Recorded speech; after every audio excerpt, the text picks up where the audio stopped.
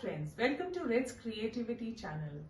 होली के दिन दिल खिल जाते हैं, रंगों से रंग मिल जाते हैं। फ्रेंड्स, होली आने वाली है। उस दिन हम इतने खुश होके अपने दोस्तों से मिलते हैं, गुलाल एक दूसरे के गालों पे लगाते हैं, इतने पानी के गुब्बारे एक दूसरे पर फेंकते हैं, कितने खुश होते हैं। और हाँ, गुजिया तो जरूर खाते हैं। तो इस बार ऐसा करेंगे, हम एक दूसरे को कार्ड भी जरूर देंगे। आइए मैं सिखाती हूँ आपको होली का एक सुंदर सा कार्ड बनाना।